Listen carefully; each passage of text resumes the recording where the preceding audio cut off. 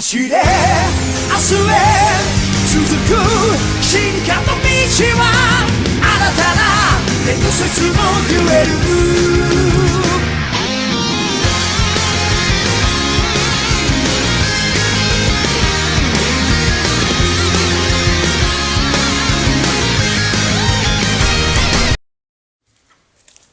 Salut à tous, c'est Dark Samurai 974 et on se retrouve aujourd'hui pour une nouvelle petite vidéo.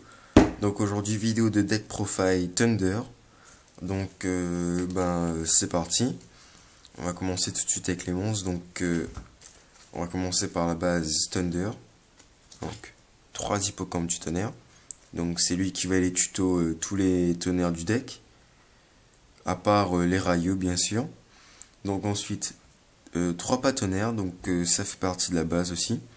Une fois par tour on invoque un monstre tonnerre de niveau 4, pas tonnerre exclu depuis la main, et ça compte comme une invocation normale, donc max et ne passe pas dessus. 3 ma tonnerre, donc ça a le même effet que pas tonnerre, voilà. Ensuite donc je ne joue pas de sœur tonnerre, mais je joue par contre 3 hommes batterie AAA, donc tout simplement ça invoque, quand on l'invoque normalement ou quand on est retourné face recto, on invoque spécialement un autre homme batterie AA depuis la main ou le cimetière, voilà. Donc c'est très fort et c'est tutorisable par l'hippocampe du tonnerre. Ensuite donc je joue la base synchro, donc 3 prismes vilains. Tutorisable aussi par l'hippocampe, voilà. Et son deuxième effet c'est que quand il est utilisé pour faire une synchro, on paye 500 points de vie, on l'équipe au monstre synchro, et le monstre synchro gagne 1000 points d'attaque durant la dommage step. Voilà, donc c'est très fort. Ensuite donc 2 rayos pour rendre un peu... parce qu'on joue un deck tonnerre, et comme rayo c'est très fort en ce moment, vaut mieux, c'est bien de le jouer. Voilà. Double Veiler, voilà. C'est un toniseur aussi en plus. Voilà. Ensuite donc un Honest parce qu'on joue une majorité de light dans le deck. Voilà. Double Tragoedia pour se défendre un peu et faire des synchros, des Ixides, voilà. Un Gorz, évidemment, anti-OTK, et un BLS. Voilà.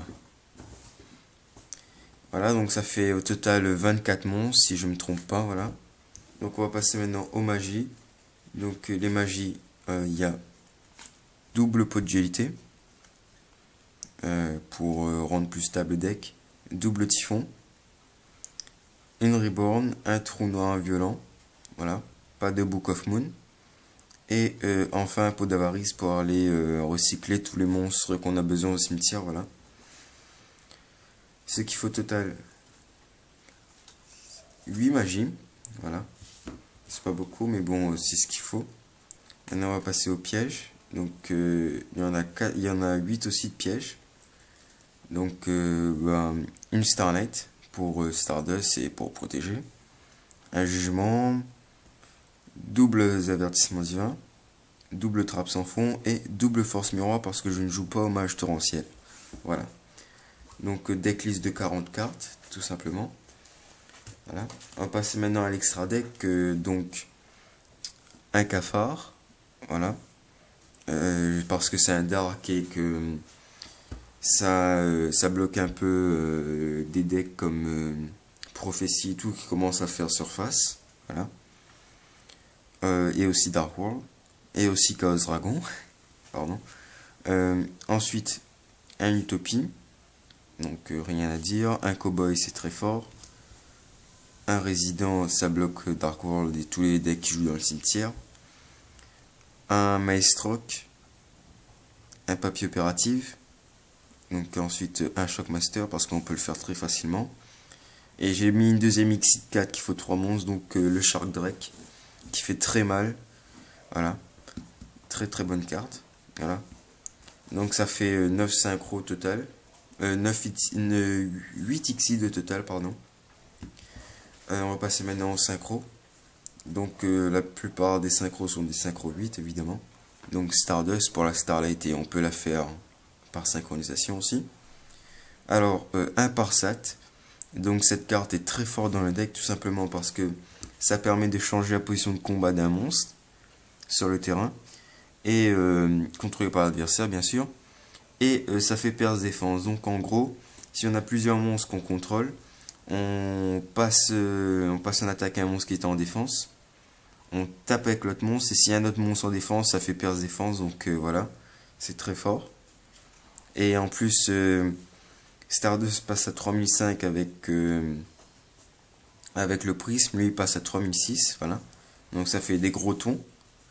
Un arc-démon du monde mental, donc c'est très fort. Quand il détruit un monstre, on gagne des points d'attaque égaux à l'attaque d'origine du monstre. Donc comme il a 3007, ça passe sur quasiment tous les monstres, à part certains comme Champion Héroïque, Excalibur ou autres, mais ça c'est pas grave. Et si il est ciblé par l'activation d'une carte magie ou piège, donc trappe sans fond ou autre, on peut payer 1000 life points pour annuler. Donc c'est très fort aussi. Voilà. Ensuite donc Scrap D. Donc c'est très fort avec Prisme Villain, tout simplement parce qu'on paye 500 l'équipe. Ça fait 3008, ou tout simplement on cible Prisme Villain pour faire l'effet du Scrap D, donc c'est juste trop fort. Voilà. Un guerrier colossal, parce que c'est contre héros, et déjà il a 3008 de patates au départ, donc c'est très fort. Ensuite donc un dragon ultime des ténèbres. Pourquoi celui des ténèbres? Tout simplement parce que on peut le faire avec un prisme et un trago, c'est pas difficile. Et on peut faire son effet 2 fois de plus avec le prisme vilain. Donc on peut détruire, on peut envoyer plus de monstres au cimetière avec cette carte, donc c'est très fort. Et enfin, un Kalidor lié la justice pour faire une synchro par exemple avec Veiler, voilà. Donc c'était Dark Samurai pour une petite vidéo de decklist en fin d'année, comme ça, tout juste ce dernier jour. Donc je voulais souhaiter à tous mes abonnés et à toutes les personnes qui vont voir cette vidéo une très bonne année 2013. Voilà. Et donc à plus pour de prochaines vidéos. Voilà. Bye YouTube.